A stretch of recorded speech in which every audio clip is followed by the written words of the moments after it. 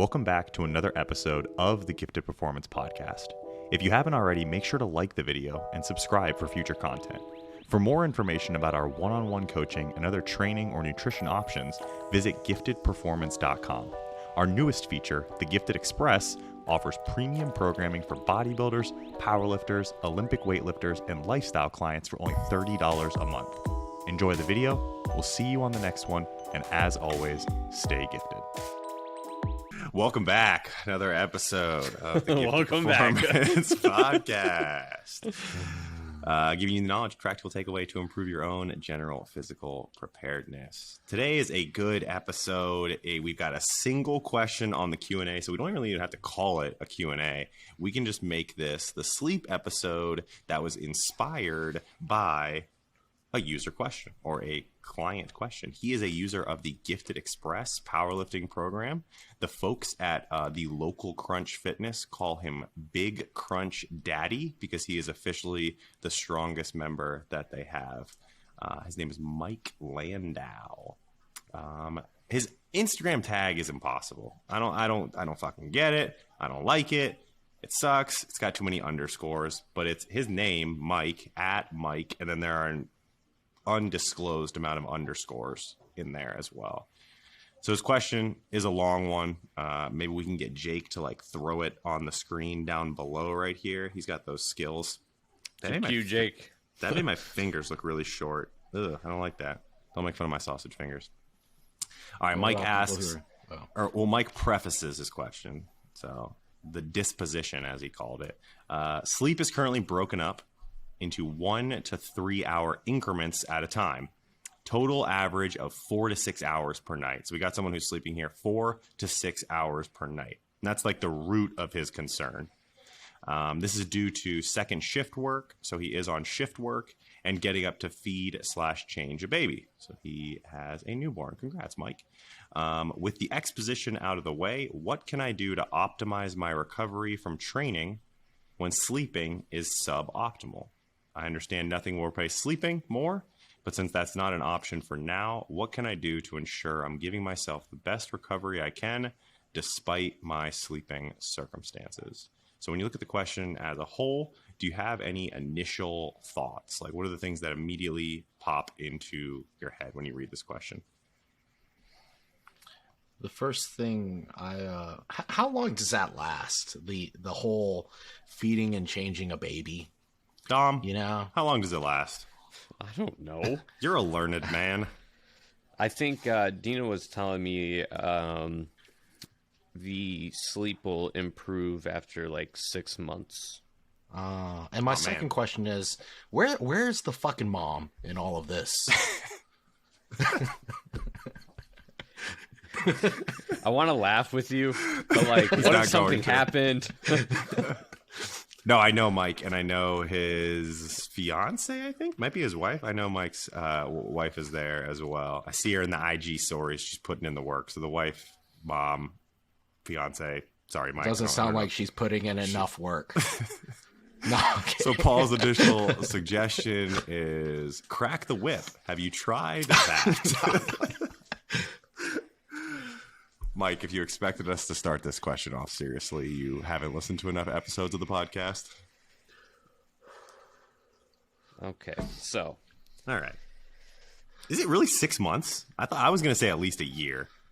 No, like the baby will start sleeping longer. Okay. Okay, at 6 months? The baby will start sleeping longer, she said, after about 6 months. Okay. No other initial thoughts, Dom? I kind of interrupted him. So he's on shift work, and he's waking up to feed this baby. Oh, there you go. There's Charlie said. Yeah. My kid ain't ever gonna sleep. I think my interpretation is that like the waking up to feed and change the baby is probably when he doesn't have shift work. So he's got shift work some nights where he's out of the house, and then the other nights that he is in the house, he is waking up in the middle of the night to do that. So he's breaking up his sleep into 1 to 3 hour increments. And that's consistent. Would make sense. That would make sense. Mm-hmm. So what do you do, Paul? Well, from a training perspective, there's the very obvious answer is that potentially volume, you might need to pull that down for a bit when you're looking out for your recovery. You gotta turn your mic up. Oh, for real? Yeah, you're quiet. You're always so quiet. Come in here and Oh, hey guys, it's me, Polly Rocket. I want to talk about some training considerations today. for people that aren't watching on YouTube, you don't know what you're missing right now. You don't know what you're missing as this beautiful Korean man spins back and forth. We get Paul from every angle. See deep in every crevice, every skin fold. My mic is turned up as loud as it can be. I think It's a lot better now. Okay, maybe I just need to be right up on it. Yeah, so I mean, you might have to pull volume down. How much is a really tough answer. What's interesting though is it seems to be the general consensus that you can largely maintain on something like 30 to 50% of the volume that you're used to doing, right? That's right, Ryan? Yeah, it's probably closer to 30%. If you want to be safe, I think 50% would be the real safe number there. Yeah, so if you're running into recovery issues, I mean, me personally, I wouldn't just automatically pull it down to 30, right? I would probably do something incremental and see if you can find that good middle ground that allows you to get good training in and not feel like you're backtracking or whatever, unless things are just absolutely brutal and for the sake of keeping everything else together in your life, you're just like, okay, I can only do 30% of my normal training volume, and keep everything together and be a good at your job, a good husband, good father, all of that. But, yeah, so that's something to look at. And then maybe even, you said he's a power lifter, right? Yeah. So strength is his number one pursuit. Yeah.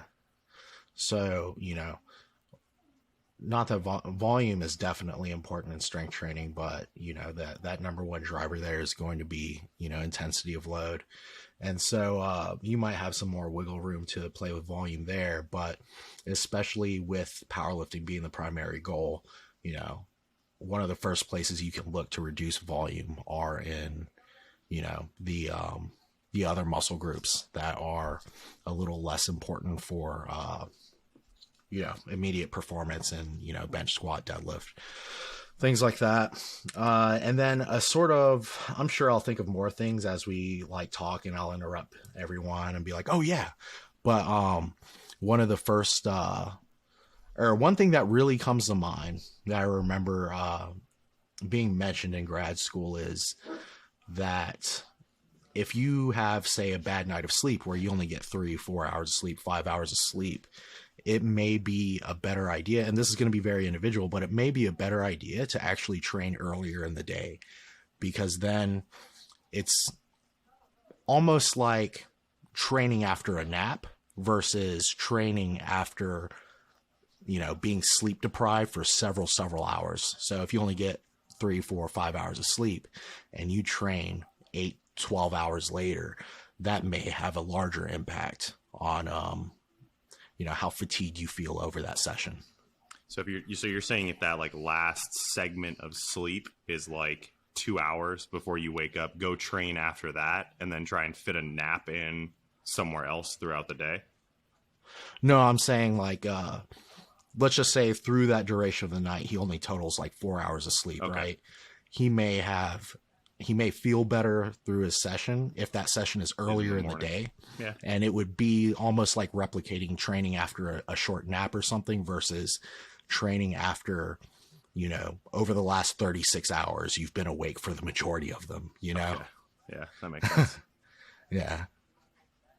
So I think what he mentioned to me that he was going to try and do when fatigue was really high was that he was going to do one set of his accessories, so that he had maybe 4 sets of accessories, 3 sets of accessories, 4 sets of accessories total, while just doing the strength and the complementary strength movement. So a session might be We're going to do back squat, heavy back squats.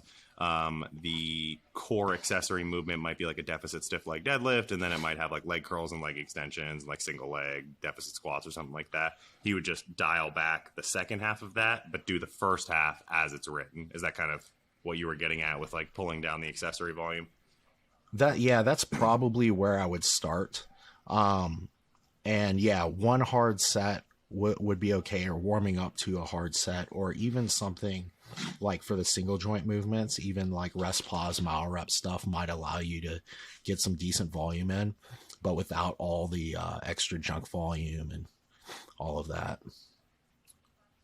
Now, how about, so let's say it's the same workout, back squat, and then it's stiff leg deadlift, leg extension, leg curl, and I don't know, like a single leg deficit squat.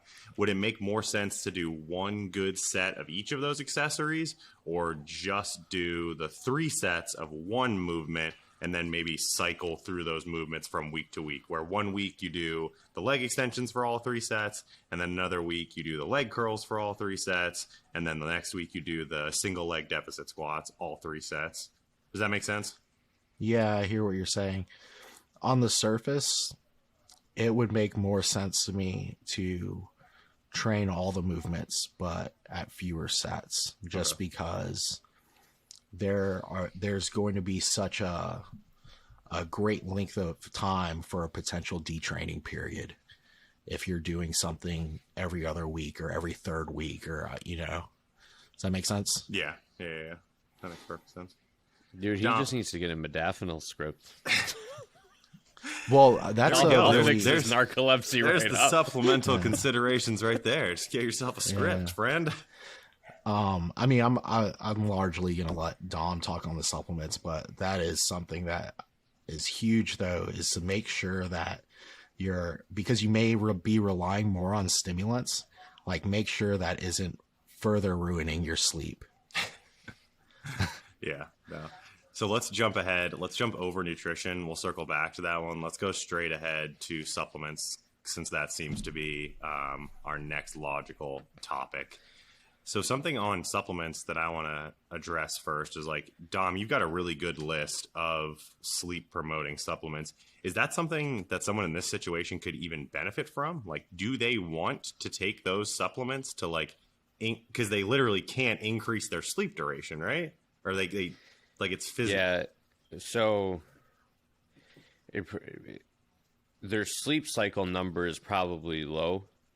So taking some of the supplements that I would recommend, which help with more sleep cycles and extending those REM cycles, probably wouldn't be as beneficial for them. But it's not to say that it wouldn't help, because maybe some of the ones that help the person fall asleep faster, gets him asleep faster. So like the first hour of his time with his head on the pillow is more productive than beforehand. Taking things like magnesium, glycinate, even melatonin, right, like maybe a half hour before bed, might get him to fall asleep faster. And then we won't have to worry about the other kind of supplements that would be for like the duration of sleep, because duration is not going to be that, he doesn't have that much time. So if we can get him to fall asleep faster, it might be more beneficial to just, get more out of that short amount of time he has actually sleeping. Because we know for the most part, like, even if you track your sleep, you'll see that first hour, it's very restless. You're not really sleeping. So if we can get that hour to shrink to a half hour, we just gained a half hour of sleep for him. Because that 1 hour represents a third or 25% of his total sleep for the day in a 24-hour window. So that 1 hour, So if you can cut that 1 hour in half, add an extra 30 minutes, it might sound insignificant to someone who's sleeping 8-9 hours a night. But for him, that's a humongous amount of extra sleep. Yeah, no. And then I wasn't joking about the modafinil, but I mean, it's a script. Maybe he could talk to the doctor about it. But utilizing something like that on the days where maybe he's only able to get 2 to 3 hours of sleep and is going to have to be up for, 20 hours is something that he could maybe talk to his doctor about. It's a safety thing too, man. 'Cause you're like driving to work, and I don't know what he does for work, or So He's a porn star. Oh well, we don't want to be an limp noodle from Stims. We got to be really careful of Stims. All right, we need some Cialis too. Add to the supplement regimen. So I think a lot of people, when they are in that situation, they reach for something like Adderall or Vyvanse. What would be the benefit of Modafinil over going with those two? Because Modafinil is definitely still more of a fringe.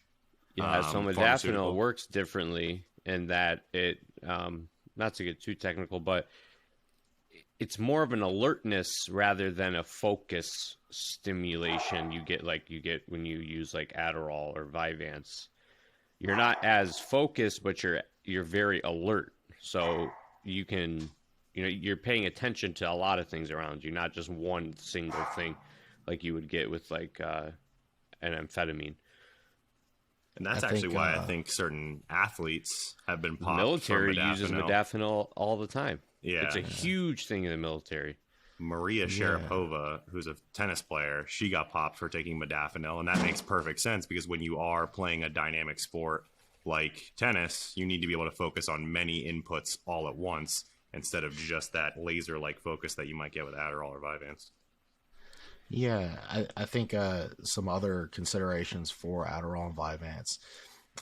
There's probably a greater risk of forming bad habits, and potentially even addiction. There's a certain euphoria that comes with Adderall and Vyvanse that a lot of people like and potentially get addicted to and end up abusing. Yeah, that's true. And the effectiveness of something like in a sleep deprived state, when you use Adderall and Vyvanse, the effect is going to be much more shorter lived, and which increases the risk of abuse even more, because instead of an individual taking an Adderall or a Vyvanse that gets them through the next 6, 8, 10 hours, they're potentially taking it every 3 hours through the day, and then they're taking it too close to bed, and that magnifies potential health risks and such too. I think there's probably a risk there for someone who does have such an unpredictable schedule that they take their Adderall and then they've got a couple hours of downtime where they could have taken a nap, but now they're unable to because of that stimulant use, or because of basically putting a stimulant in the system. Potentially, and that may be huge for somebody like him, getting some sleep where he can and trying to make up for it as much as he can, even though you can't completely make up for all of it. Taking naps or taking slightly longer nights of sleep when you can is definitely better than nothing.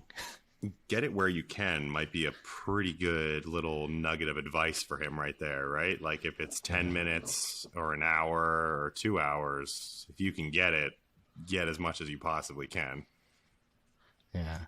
But on the bright side with this question, it could be longer, but this sounds like it's probably a fairly short period of his life, 6 months, and I mentioned this on a couple of podcasts, when I was in grad school and I was getting my master's teaching and I started coaching, I had a 9-month period where I only slept 3 to 5 hours a night or something like that. And yeah, I mean, you can probably expect to not make as much progress. And we'll probably get more into that when we talk about the nutrition stuff. But one thing I would urge him to do is to try to be in as much of a rhythm as he possibly can, which is tough. And when he's out of this phase, to really buckle down and try to get back on the sleep habits, because once you kind of fuck those up and you fuck them up long enough, it's such a huge challenge to get back going again. It's like trying to start flossing. Feels fucking impossible. Never started. Yeah. When you go, because it took me a couple years, more than a couple years to actually buckle down and get things normal again. Your body, when it's so out of rhythm, even when you build those good sleep habits, it may take several months for you to actually get good sleep again. Weird shit will happen. You'll just wake up at 3 a.m. and you're like, well, I guess I'm up. I only slept 5 hours, and it takes a while before you can get your body sleeping 7+ hours a night in one go or 1 or 2 goes. Post contest prep, my sleep would always be like that, because during prep, my sleep just gets absolutely horrible, and it might take 4 or 8 weeks post show for that stuff to kind of level out. How about on the the non-supplemental, non-training, just purely like habits or kind of like lifestyle hygiene side of things? What are the things that you recommend to your clients in terms of improving their sleep? Me, I'm a big journaling guy. I feel like a lot of people go to bed with a lot on their mind, and I find that having them write it down before they go to bed, or have like a checklist that when they finish off their checklist, they're done for the day. Their mind isn't racing on what needs to happen that next day. That's a trick that I like to use. I like blue light glasses. Where's the research at on blue light glasses? Where are we at on that? I've never looked at it. I've just seen like CNN articles quoting some Harvard health guy or something. That's doing research. What did the article say? Said good? Okay, then that's good. Don's on to something. Listen, dude, my headaches have gone away. My eyes are not as dry. Unrelated to sleep. I sleep better. Oh, there we go. But did they fix your gut health? It is probably all related to my gut. Yeah, honestly, sleep quality is all to your gut health. Give yourself a nice to do with your butthole health. I'm starting a new thing, butthole health. But blue light, you see a lot of people promote those, talk about those. Do you wear those throughout the day? Do you wear them before bed? I wear these throughout the day. Okay. And then I have tinted ones that I'll wear at night. You know what is some absolute fuck shit? I went to the eye doctor to get a script for my contacts. Got my contact script. Had to deal with the guy doing all sorts of weird shit, fucking poking my eyes and stuff. And I go to buy glasses, and they're like, this is a contact script, not a glasses script. Like the same fucking thing. It's an exam on my eyeballs, and I need the same thing. But Warby Parker's like, no, we need the glasses. Pissed off. I'm trying to get those fancy glasses like you, Dom. I got some old school fucking like Oakley ugly things that rep. Here's a systematic review on evening wear of blue blocking glasses for sleep and mood disorders. Sweet. I don't give a fuck. We just scroll down to the 24 right to the bottom. 24 publications focusing on sleep. There was substantial evidence for blue blocking glasses being a successful intervention for reducing sleep onset latency in patients with sleep disorders, jet lag, or shift work schedules. Given the well-established biological mechanism and clinical research showing that blue blocking glasses are effective for inducing sleep, they are a viable intervention to recommend to patients with insomnia or a delayed sleep phase. That's all placebo, dude. Dude, funny thing, in my master's, I had to take an elective, and I did physiology of the eye for an entire semester. Oh, holy shit. Oh, cones and rods. That's all I know. Those things are both in there somewhere, and they both do something. It was actually a pretty cool class. It's a good piece of advice. Stop fucking, and Jimmy does this, and Lexi does it too, and it pisses me off to no end. It'll be like 10:30 p.m., and they'll be on the couch on their phone, and they have the phone like this close to their face. Like, 1, you're going to go blind. And 2, you're never going to be able to go to sleep because you are literally shining the brightest of lights directly into your eye at nighttime. So that's another one. Stop with those bright-ass lights at night. Another thing a lot of people do that is a bad habit to form is putting, like, a show or TV or movie that they find themselves getting really invested into, because you will try to keep yourself awake. Yes. Because you want to stay invested in what you're watching. You need reruns of Family Guy, Rick and Morty. I'll also accept Solar Opposites. You've already seen it before. It's a nice little background noise. Friends is a good one. Friends, yeah. If you're like 42 years old, throw on Friends. I like to try to tell people to try to lay down like a solid hour or so, 30 minutes to an hour before they actually need to be asleep. Yeah. Yeah. And just try not to do anything that you get too invested in, you know? Like, I remember I would try and find like research articles, and I would just fucking sit there and read and be like, oh my God, it's 2 a.m, or like Wikipedia something, or play on social media. These days, what I do is I just get on YouTube long enough to find a podcast that I think I'd be interested in. Usually it's on some like comic book story or something. And, I pick it, flip my phone upside down so the light isn't bothering me. I put on a nose strip. I do some deep belly breathing through my nose and just kind of drift away listening to the podcast. Helps me relax. Rub I like and tug, that. and he's done. Do you like the nose strips? Because like Well, now that I weigh over 200 pounds, I feel like I can't breathe. Flexing. He's flexing on Yeah, us. so the nose strip, it doesn't help with really anything like snoring, but it allows me to breathe more comfortably through my nose, which relaxes me and helps me go to sleep. Huh. Okay. Yeah. Do you guys know any data on like nose breathing versus mouth breathing sleep quality? Let's go ask your local yoga instructor. I've- I feel like intuitively nose breathing would be more relaxing, better sleep, maybe. It really feels that way to me, like deep belly breathing through my nose. I haven't looked into it. I've seen some like, you know, blog articles where people are like, you should never breathe through your mouth ever. Buy this tape and tape your mouth shut while you sleep. And I've actually don't seen know. that too. Very strange. yeah, I don't But know. Whatever you're into. But I will say, I mean, it relaxes me more. I would say it is. I mean, even when they teach people who are having like panic attacks, like they say breathe in through your nose. Yeah. Yeah, I'll count 3 seconds in, 3 seconds out slowly while I'm falling asleep. And then the next thing I know, I'm not counting anymore. And I'm fucking out. Does nose breathing reach all the way to your lower lung though?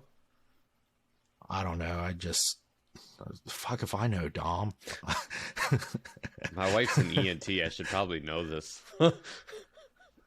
I would assume. I feel like I can breathe just as deeply through my Does nose and my mouth. nose breathing? I feel like breathing through my mouth just gets it in faster, I can just suck it in.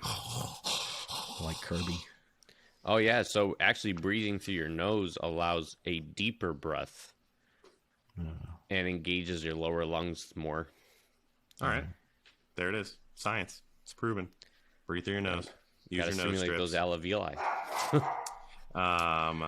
This is kind So of related. I'll notice too, doing like the deep belly breathing, like if I ever look at my heart rate data, my heart rate will drop like faster too. Yeah. So I'll have like some of my workouts, Tom will write them in as like nasal breathing only. And it's like to encourage keeping a lower heart rate so you don't get out of control with like your mouth breathing. I don't think it's related to sleep quality or relaxation or anything like that. Here's a somewhat related question. People will say, keep your bed for, you know, sleeping and making whoopee, and that's it. Don't do anything else, and don't do homework in your bed. Don't do anything that involves like being in a state of wakefulness or like, you know, just high brain activity in your bed. What do you guys think about like eating in bed, or secondary question, eating close to bed? Good for sleep quality, bad for sleep quality? What do you think? Oh, that's a doozy. It really is. Because I can eat and like have a really good night's sleep still. So wait, you said eating in bed? Eating in bed Is / eating close to bedtime. Oh, I always eat a shit ton close to bedtime. So there are, I think, a lot of people mention things that I don't doubt are helpful, like not doing other things in your bed. Like I'm sure it's helpful. Or not having a giant meal before bed or whatever, you know, maybe helpful. I have no idea, but I just think there are other boxes that you need to check before blue light helps, or not doing homework helps, you know, like making sleep a priority and making that time a priority, going to bed at the same time, leaving yourself enough hours, you know, for the sleep, and doing that consistently. right? Like people are wondering like, why am I waking up a bunch, or why can't I fall asleep sometimes? And it's like, well, some nights you go to bed at 1 a.m, and other nights you try to go to bed at 10. And, you know, some nights you're sleeping 5 hours, some nights you're sleeping like 8 or 9, you know, when your sleep schedule is all over the place like that, like all that other bullshit, like isn't going to help you. Blocking blue light isn't going to help you. Like your meals, like doing other shit in your bed, like none of that stuff is going to help you if you don't nail down solid basics. What about water intake close to bed? I've heard Greg Knuckles talk pretty extensively about this, about tapering down your water intake near the end of the day, just so that you're not waking up 2, 3, 4 times in the middle of the night to pee. I don't know how often you guys wake up in the middle of the night to pee, but for me, it's probably 2 or 3 times. I have a bad habit of chugging a lot of water at night. I'm probably once, if any. Like once, maybe twice. Usually what happens to me is like I might wake up for a different reason and be like, oh, I might as well pee now, so that that doesn't wake me up in a few hours. But everything's all about what you're used to. I remember back when I was in the Army, I thought it was essential to drink casein protein before you went to bed. So I would have like 24 ounces of water with like 50 grams of casein protein before bed. Thick. Yeah, like every single night. And yeah, at first I'd wake up and have to take like monster peas, but eventually I would just like be able to hold it in all night, you know? So like you'll get, most people probably get used to whatever amount, as long as it's like you don't just do some random crazy thing like drink like a fucking liter of water right before bed one random night. But I do have heard of people who have like overactive bladders, and they almost, no matter what, they have to stop after a certain time, or else they'll wake up like 6 times to pee. 6 times? There's something crazy like that every few hours. God, if they don't stop drinking. Like, I don't know, it could be bullshit, but I've heard people claim that. Yeah. Dom, what about you? Maybe once, if that. I don't drink much water close to bed, actually. Not out of like habit. It's just I feel like I just don't do it. I will do it if I go, because I train fairly late at night and have my last meal fairly late at night. So if I train late as shit. I do. If I take my last pee of the day and it's like really dark, I'm like, oh yeah, I should probably drink some water before I go to bed. I can't just exist in this dehydrated state for the next 9 hours of my life. No, I think my problem is that one of my last meals of the day is always just like so much salt. I just have a way too much salt in that meal, and then that compels me to drink an obscene amount of water. Because I'll drink like a half a gallon, close to a gallon of water from like 6 p.m. to 9 p.m., which I think is probably a little bit excessive. Dom said, what? I don't know what it is. Dude, I probably have like 3 liters of water a day. That's like the crazy. Like I've always drank so much water. So I have that like half gallon thing that I bring. I'll do like 4 of those like easy in a day. And that doesn't count like the coffee and random Gatorades and shit that I'm drinking. That's a lot. I don't track my water. I'm a hydrated anytime lad. I pee, and it's on the darker end, I'm like, I should go have a glass of water right now. My pee is very rarely any color other than completely clear. Oh my God. Someone's going to say that you're hyperhydrating and losing all your minerals. That's fine. That's fine. I'll pee on them. All right. How about a nutrition side of things? Let's take a nutrition, maybe from like a sleep consideration thing. I don't know if there's a lot like to talk about there with like nutrition and its interaction with sleep, but maybe like a nutritional considerations, understanding that there's an extra recovery demand here if sleep isn't being met. So can I just eat more calories, drink more whole milk, and not sleep at all? Yeah. Did you want to start, Dom, or you want me to jump in? Sorry, say that again. The nutritional side. Paul can go. Thanks for being here. Dom's busy on Pornhub right now.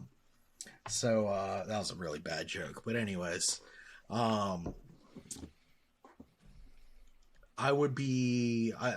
very, very obviously, I probably wouldn't do much dieting or any drastic dieting in this time frame, right? Because you got to think of like your recovery. There are a lot of things that contribute, you know, your sleep, your food, your stress, or whatever. And losing sleep is some form of stress, and that is going to lower your ceiling for what the amount of stress that you can tolerate, right? So by going into a diet, you know, that sort of lowers the ceiling even more, and you're probably have a lot of life stresses along with this kid. So that recovery capacity is just sort of dwindling down the more stressors you add to your life. But you also probably don't want to be in a large surplus either, because you're probably not going to partition food as well as you could when training volume is higher.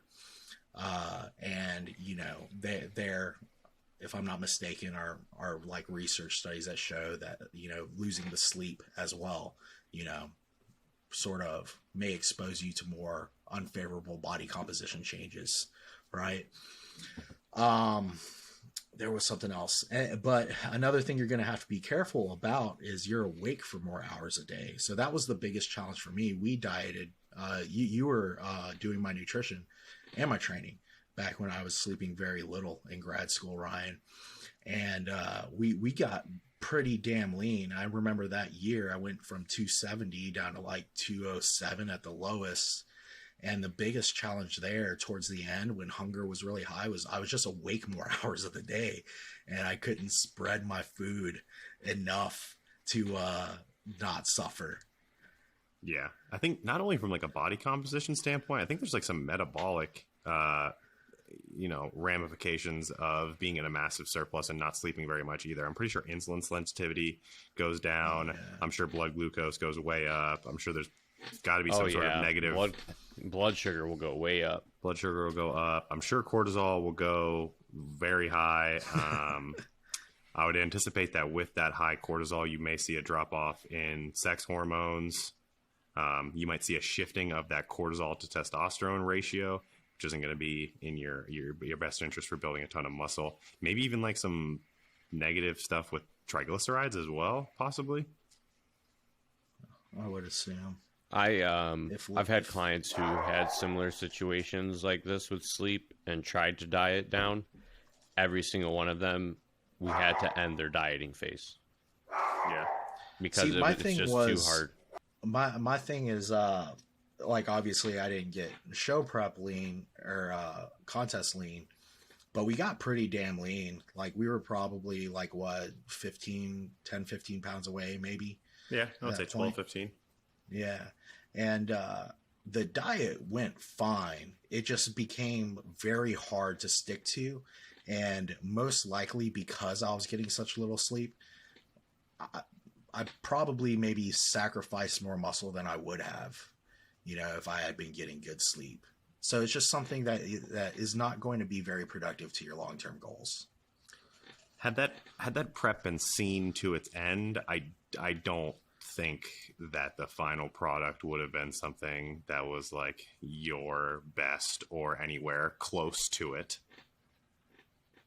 Because I would say the hardest 80% of a contest prep is probably backloaded into the last 20% of that diet. And I think where you were was probably in that last 20% where things were going to get pretty uncomfortable. And as cardio ramps up and training gets harder and food gets lower, if you don't have sleep to kind of wipe the slate clean each day from a recovery standpoint, shit gets a little hectic. Absolutely, dude. And I think I remember, now granted, that dieting that year, I spent more weeks in dieting that year than probably, you know, for my actual prep. But my hunger was higher there than towards the end of that than it had ever been on prep, you know, when I actually did a show. So there may have been, I don't, it's hard to say whether it was how many weeks of dieting I did that year or, you know, the almost the 60 plus pounds that I lost is probably a factor, but there may have been something there with the lack of sleep just causing hunger to be even more unmanageable. Don't some of the time restricted eating people say that like intermittent fasting or TRE improves sleep quality? I feel like I've heard that.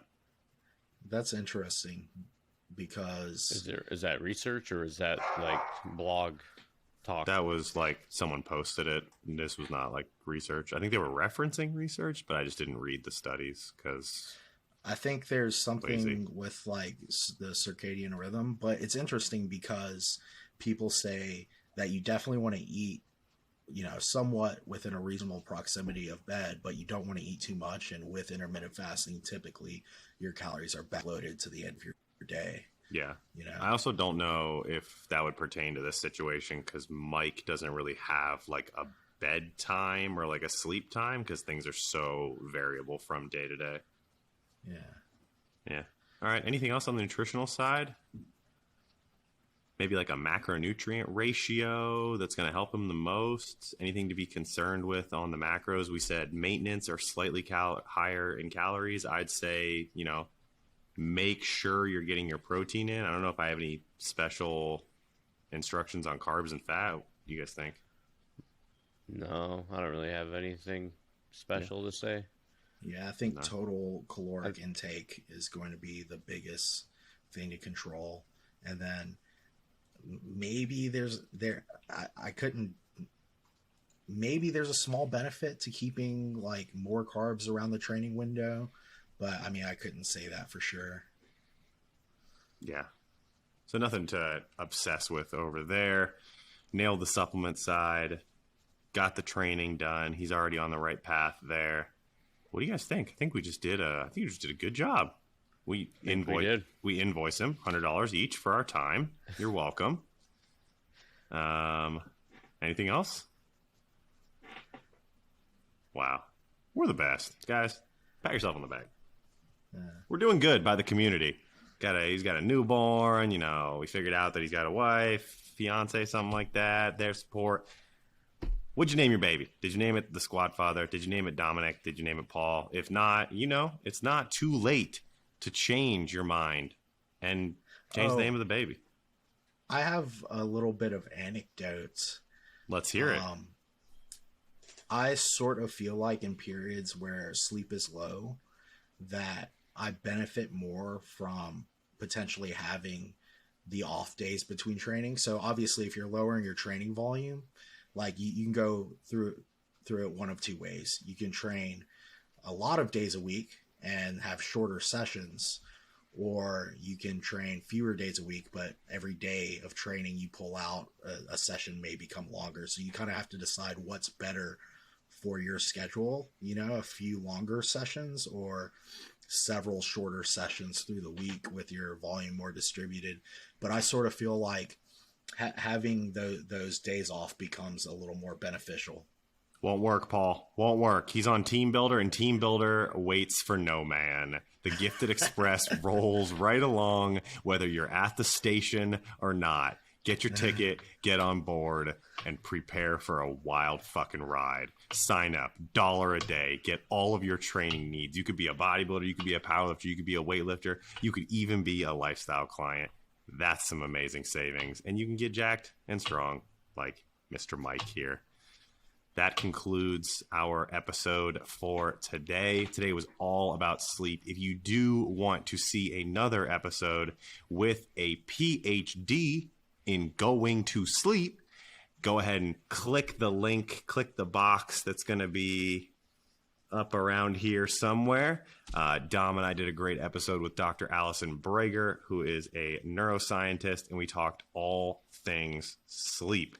Not only is she a neuroscientist, do you see she's officially an astronaut now? They're sending her to space. Yeah. Wow. Unbelievable. Wow. Astronauts on the podcast, only here at the GPP. If that doesn't deserve a like, a comment, and a subscribe, the big three, then I don't know what will. If you don't do that, we might not see you on the next one. If you do, we most definitely will see you on the next one. In the meantime, stay gifted. Bye. Paul, you're so delayed on those now. Paul, you're off your game.